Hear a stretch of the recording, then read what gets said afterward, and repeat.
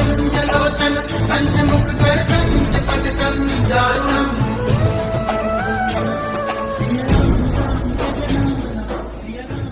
महाराज जी के विशेषांक में रक्षा सूत्र चैनल पर सभी भक्तों का स्वागत है। नमस्ते देव देवेशी, नमस्ते हर पूजिते ब्रह्मा विद्या स्वरूपाय तस्मये नित्यम नमो नमः। भवबंधन वारस्य तारिणी जननी परा, ज्ञानदा मोक्षदा नित्या तस्मये नित्यम नमो नमः। महाराज जी ने उत्तर दिया, क्यों कल रात तो मैं यहाँ आया था, किसी ने मुझे देखा नहीं क्या? फिर माँ की ओर संकेत करते हुए बोले, तूने तो मुझे देखा था। हम सबके आश्चर्य का ठिकाना ना रहा, क्योंकि माँ ने ही कल रात महाराज जी को वास्तव में घर में प्रवेश करते देखा था। फिर महाराज जी मेरे पिताजी की ओर मुड़ते हुए बोले, तू बता, तूने मुझे कब देखा था? जब मेरे पिताजी ने उनकी इस बात का उत्तर दिया तो हम सब विस्मय में उन्हें देखते रह गए। पिताजी बोले, बाबा जी, आपको मैंने 1933 में देखा था, तब आपने मेरे प्राणों की रक्षा की थी। उन दिनों में अलीगढ़ मुस्लिम यूनिवर्सिटी में पढ़ता था। मेरे एक दोस्त ने एक मोर पक्षी मार दिया था।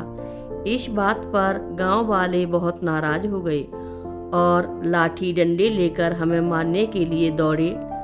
हम सब भागने लगे, मगर मैं सबसे पीछे रह गया। पास ही में एक मंदिर था। आप बाबा जी वहीं पर खड़े थे। आपने मंदिर का द्वार खोलकर मुझे अंदर छुपा लिया। गांव वालों ने पूछा कि यहाँ भागते हुए लड़के आए हैं। बाबा जी ने मना कर दिया कि नहीं, यहाँ कोई नहीं आया। किसी की ज़िंदगी बचाने के लिए अगर 100 झूठ बोलने पड़ते हैं तो वह झूठ नहीं होता। जिंदगी अनमोल है। महाराज जी ने मुझे अंदर छुपा दिया और गांव वाले आगे निकल गए। इस बातचीत के दौरान महाराज जी को हलवा प्रसाद और फल भेंट किए गए।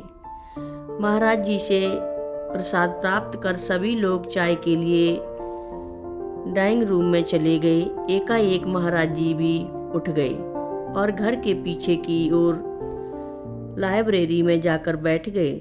माँ ने उनका अनुसरण किया और मैं भी माँ के पीछे पीछे चल पड़ी। जहाँ तक मुझे याद है, महाराज जी ने माँ की धर्मपरायणता की प्रशंसा की और उनसे नित्य दुर्गा सप्तशती का पाठ करने को कहा। उन्होंने माँ से पिताजी की डायबिटीज का ध्यान रखने के लिए भी कहा। महाराज जी ने हमें आशीर्वाद दिया और माँ के प्रार्थना करने पर फिर आने का आश्वासन भी दिया। आखिर में उन्होंने मेरे सिर पर हाथ फेरा और फिर मुस्कुराते हुए माँ से कहा, यह मेरी लड़की है। यही उस गूढ़ प्रश्न का उत्तर था जो मुझसे हमेशा पूछता था कि यह किसकी लड़की है।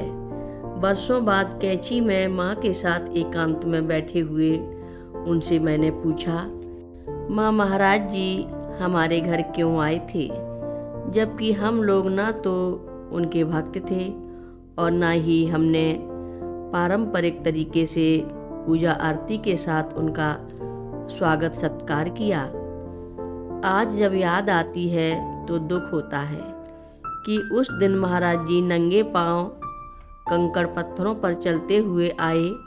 बस हम तो महाराज जी की इस कृपा पर बहुत ही खुश थे कि महाराज जी हमारे घर पधारे हैं। मैंने फिर अपना प्रश्न दोहराया कि माँ, महाराज जी क्यों आए थे? माँ पल भर के लिए चुप सी रही, फिर मुस्कुराकर बोली कि तेरे लिए आए थे। बाबा बाबा सब कहें, मैया कहे न कोई, बाबा के दरबार में मैया कहे सोई होई। महाराज जी की कथाएं सुनने के लिए रक्षा सूत्र चैनल को सब्सक्राइब करें, शेयर करें और लाइक करें। घंटी बजाना ना भूलें। कमेंट बॉक्स में लिख भेजें जय नीप करोरी बाबा जी महाराज।